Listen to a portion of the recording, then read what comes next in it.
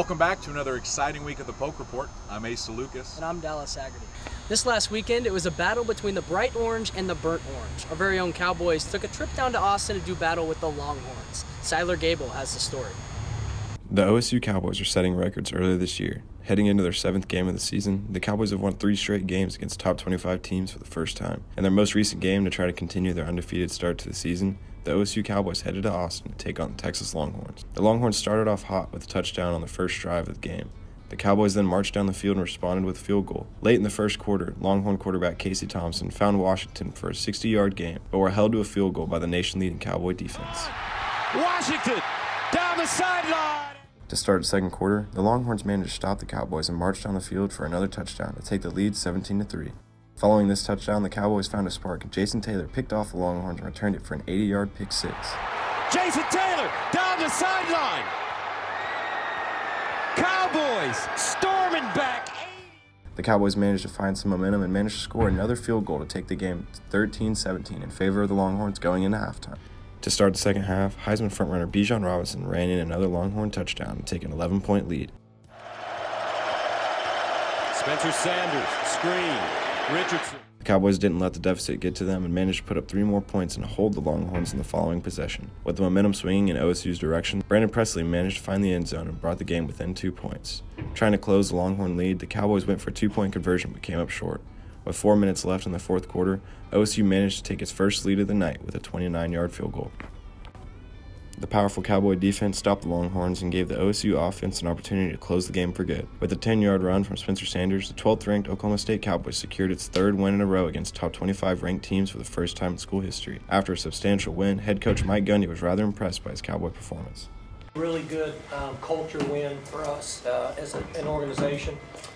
We shot ourselves in the foot in the first half, didn't really give ourselves a chance. Guys rallied back, and coaches came up with really good plans at half. I was proud of them. But team, you know, they have a great culture. They care about each other. It's important to them, and this win is a credit to that. With a lot riding on the line, the OSU Cowboys head to Ames, Iowa to take on the Iowa State Cyclones. In the 17 years of Gundy's reign as head coach, the Cowboys seek to continue only their 4th undefeated start to the season. With the Poke Report, I'm Siler Gable. Thanks, Siler. And as always, horns down. This week marks the halfway point in the Cowboys football season. Carter Stan has an inside look into how the second half of the season will go. From Austin, Texas, a huge game for Oklahoma State today as the Cowboys at 5-0, ranked number 12 in the country, take on the number 25 Texas Longhorns.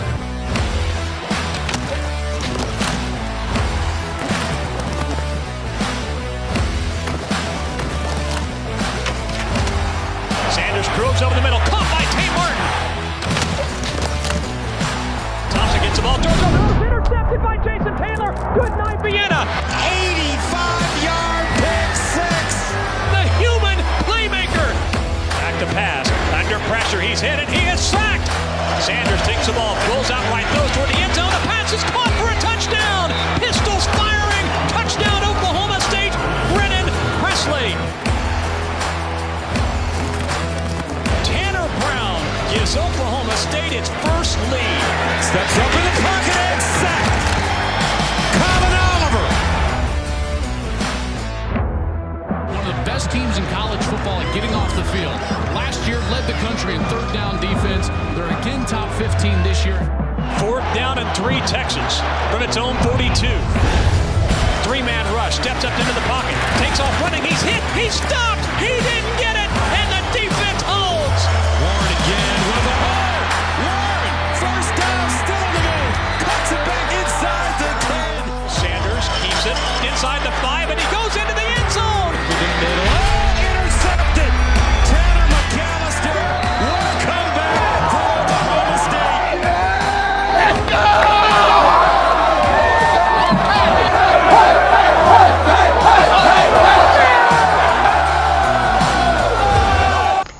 Dallas, if that doesn't get you hyped for this Saturday's game against Iowa State, I don't know what will. And when we come back, we'll look at some powerful Cowgirls and how the fall season has unfolded up until this point. This is the money we could save by switching from fresh packed California crushed tomatoes to concentrated tomato paste. I want to show you something, too. I got a new door. Go take a look at it.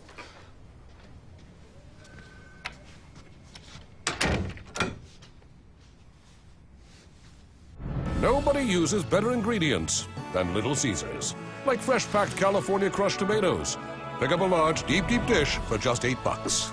Pizza, pizza. Introducing Lincoln Black Label at Diffie Ford Lincoln. Designed to impress those with impeccable taste, Lincoln Black Label features a collection of interior themes and a host of exclusive membership privileges, inspired by attention to detail and a love of automobiles. With Lincoln Black Label, you'll enjoy an extended premium maintenance plan that covers wear items or even remote vehicle delivery. Lincoln Black Label isn't about luxury ownership, it's about membership. Lincoln Black Label, exclusively at Diffie Ford Lincoln.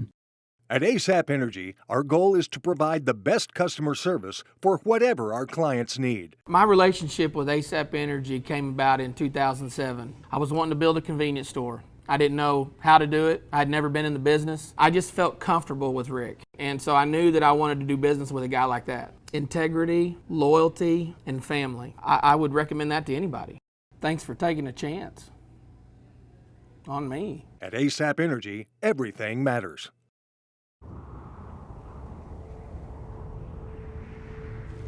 Where were you born? It's a question asked all the time. Because where you're from shapes who you are, inspires how you do things.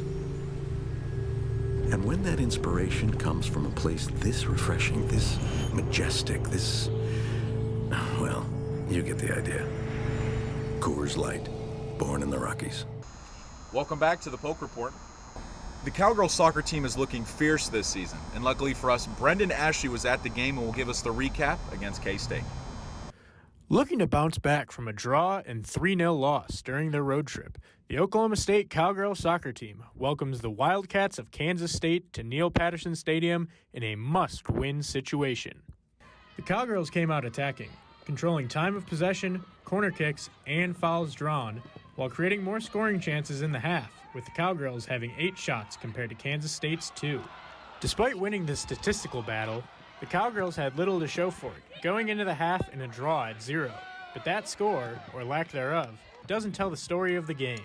According to Coach Colin Carmichael, we were playing well and creating chances, and if we're upset and stressed about it, it's just going to trickle down to the team. They were already upset they didn't score. The Cowgirls came out of the half and picked up where they left off, controlling possession and creating great scoring looks, but still failing to reach the back of the net. That is, until the 75th minute, when Hannah Webb sent a crossing ball into the box intended for Gabriella Coleman, but after a deflection by the K-State defense, senior Allie Jackson came streaking into the box and rifled a shot into the top corner for the Cowgirls' first score of the contest. Not trying to miss out on the scoring, in the 83rd minute, team leading scorer Olivia Dowell brought a ball into the box with a nifty move and fired a strike over the outstretched hands of K-State keeper Elena Wehrmeyer, going bar down to bring the score to 2-0. With the 2-0 lead, the Cowgirls were able to fall back, playing more conservatively and hunkering down on defense until time expired. The 2-0 win was goalkeeper Evie Vitale's 6th clean sheet of the season, facing only 1 shot.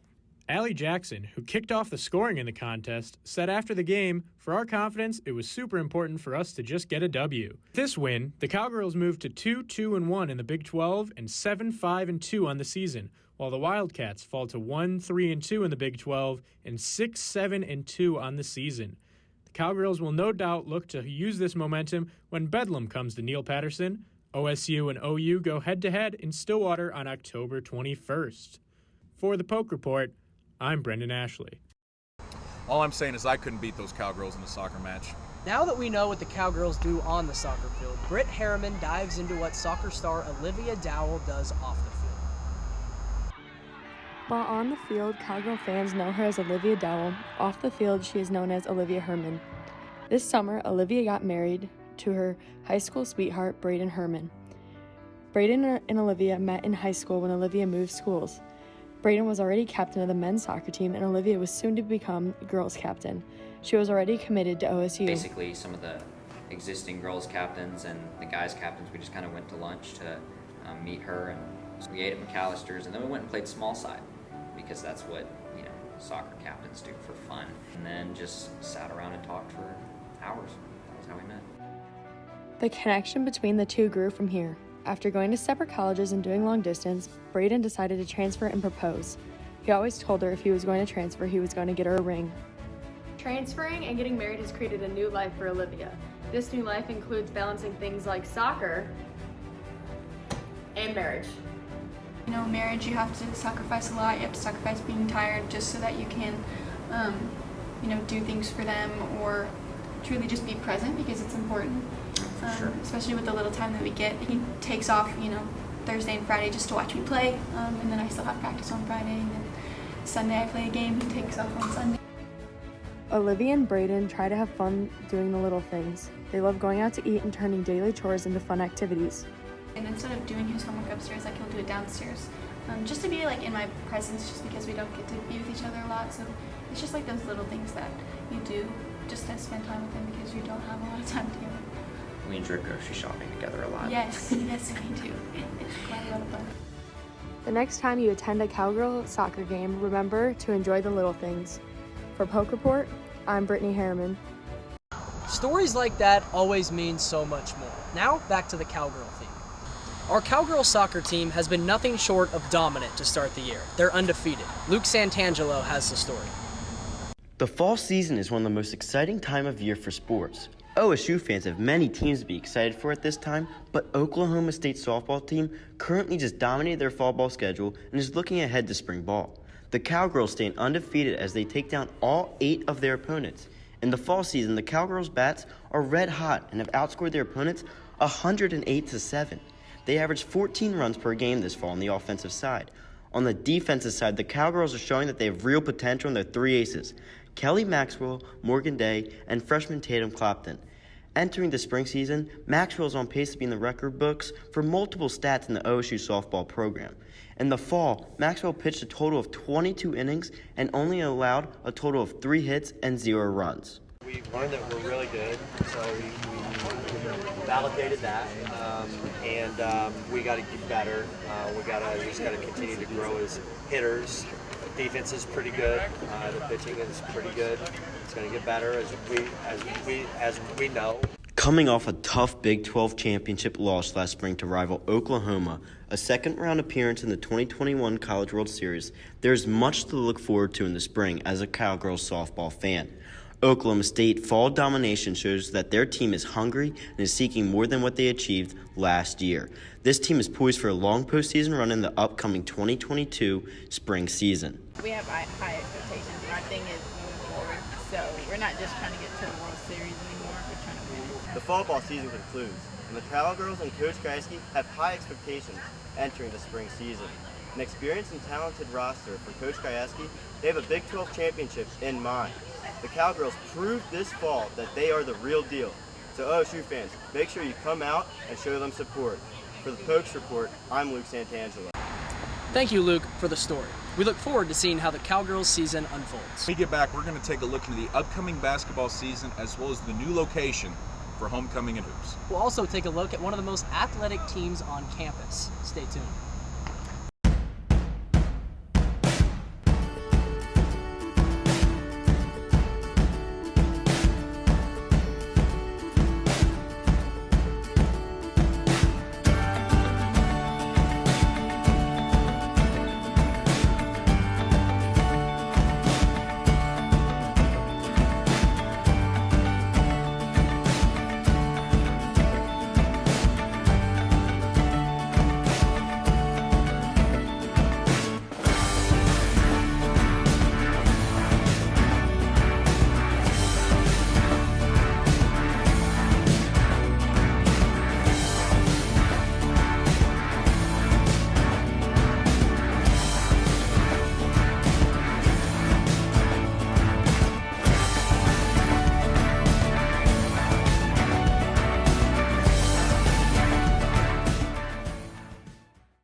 The deli department at Homeland is Oklahoma's headquarters for party trays. Enjoy the time with family and friends at your next event, and let your neighborhood Homeland create the perfect fruit, deli, or cheese tray for you. The party planners at Homeland will help you choose the perfect party food, sized just right for your guests.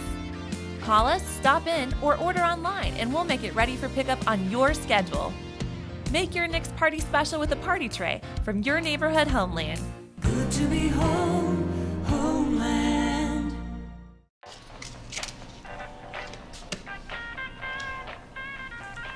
Love these things. Hilarious. Sorry, force of habit. As long as you are you, it's Miller time. Hi, it's Sam at Louis Grill and Bar, here to introduce our new menu items from south of the border. Come try our new poblano chicken tacos, or the ever-popular sriracha shrimp tacos. At Louis, where you come for the food, but stay for the fun. It's hard to imagine my life before her, or a day without her. So much of what I take for granted simply wouldn't exist. She is the force that holds our life together. She is my everything, the center of my universe, from Forevermark. The diamond, the promise. Available at Lewis Jewelers. I'm Randy Heights with 1077 The Franchise, and let me tell you about the HCG diet from New Leaf Wellness and what it's meant to me. Over the last year, I've dropped 90 pounds, and this has been a lifesaver, guys. I'm in a wheelchair, so I can't always get to the gym, and what's been incredible about this diet, when I can't work out, I still lose the weight. 90 pounds in a year is a lot for anyone, but for me, it's been a miracle. Why don't you give New Leaf Wellness Centers a call and see if they can't help you with a free consultation, or go online at newleafcenters.com. Welcome back to the Poke Report. We're glad you're with us. It's time to jump into Cowboy basketball. Coming off a year where the Cowboys lost Cade Cunningham, Brock Baldridge was in Kansas City, Missouri this last weekend for Big 12 Media Day, where he caught up with coaches and players. Let's take a look. The men's Big 12 College Basketball Media Day took place in Kansas City, Missouri this year as coaches and a select number of players from all 10 teams in the Big 12 Conference met at the T-Mobile Center. Due to the COVID-19 pandemic, it was the first time since 2019 that local and regional media interacted with every Big 12 coach in person. It's Big 12 Media Day for Oklahoma State basketball. Lots of coaches and players give their thoughts on the season upcoming. Everyone has one common goal, and that is to win a national championship, just like Baylor head coach Scott Drew did last season. Drew knows that his team will have a target on their back going into this season as defending national champions. On the calendar, at least, you're, if not the biggest game, one of the biggest games on the opponent's schedule, so you're getting their best crowd support, best effort, and all that makes you better in the end. But in the short term, you're not sneaking up on anybody, you're not getting anybody's D game or C game, you're getting everybody's A game.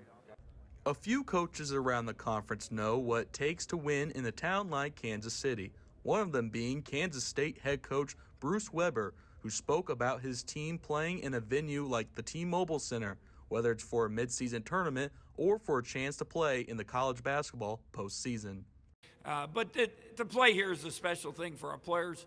As you know, we try to come every year in some form of fashion, whether it's the Hall of Fame Classic or just a regular season game. So I hope it gives us a little bit of advantage. But, the other reason to play here is for the NCAA tournament. You want to play in these venues, so if you get in the tournament, you're ready for that. So a lot of advantages playing here. For outsider Big 12 fans, many may not know that Iowa State brings an overwhelmingly majority of fans to the Big 12 tournament every March. Iowa State forward George Condit IV is determined that he needs to get the Cyclones back to being a contender. Super important because this is Hilton South. Right. It will always be Hilton South. Exactly. I don't care what anyone says. It's Hilton South, and I love it, man. It's super impactful to get Iowa State back to where it needs to be. OSU Cowboy basketball fans know that the team will be without former Cowboy guard Cade Cunningham, who was the #1 overall pick in the 2021 NBA draft.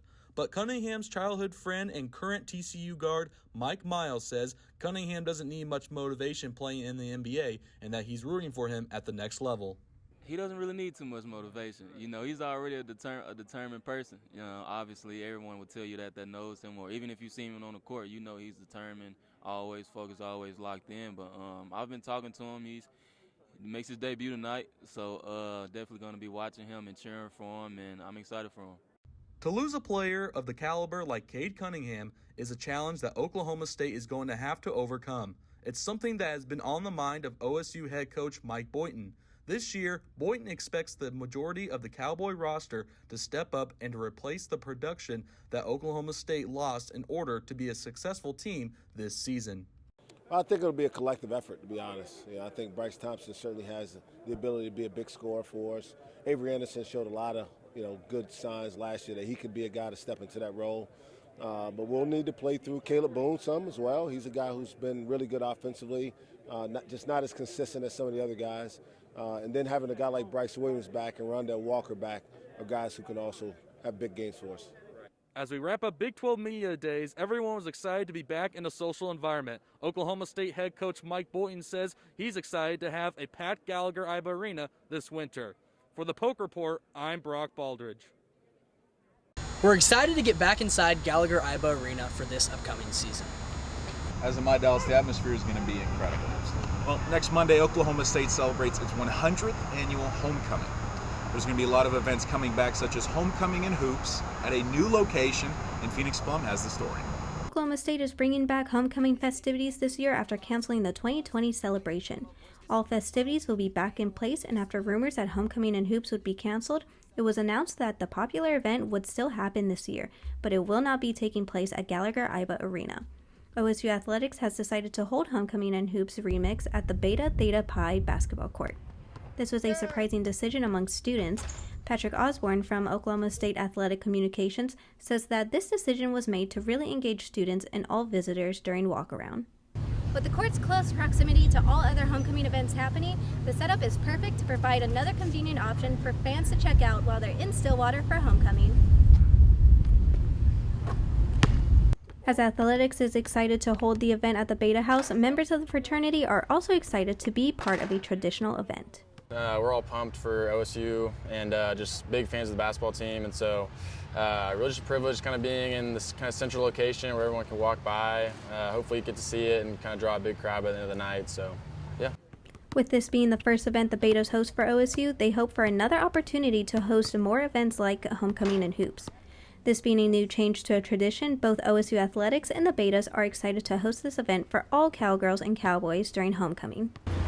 Homecoming and Hoops Remix will be presented October 29th at 9 p.m. Fans are encouraged to arrive early as it is a first-come, first-serve event. For the Poke Report, I'm Phoenix Plum. Like this. Homecoming is by far my favorite time of the year.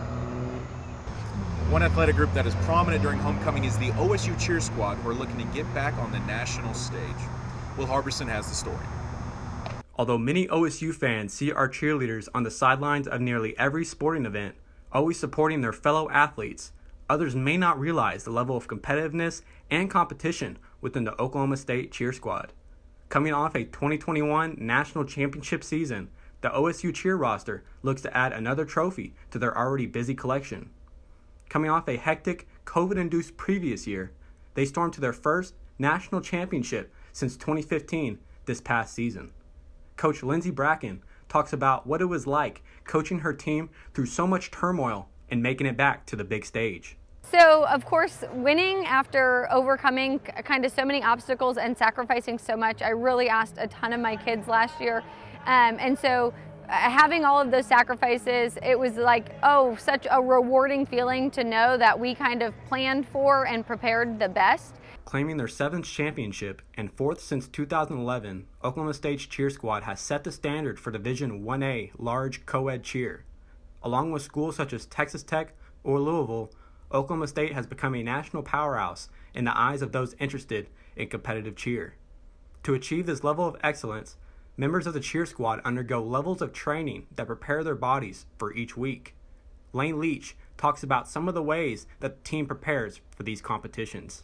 There's so much that goes into it, so much dedication, so much hard work. These girls have been training since they were like little to be able to compete on a team at this level. These guys put in so much work in the gym, so much work out of the gym, trying to get better with their strength, their endurance, just so they can be able to hold up the girls. Now, many may say that the OSU cheer squad is just another group, but they have displayed a level of athleticism and a level of excellence that many of their peers look to achieve. Now, Lindsey Bracken, head coach of the cheer squad, looks to lead her team to yet another Nationals run this coming year. For the Poke Report, I'm Will Harbison. OSU cheers, always representing the Cowboy spirit. That's all we have this week, bringing Oklahoma State athletics to you. I'm Dallas Agnew. And I'm Asa Lucas. We'll see you next week on the Poke Report, and go Pokes.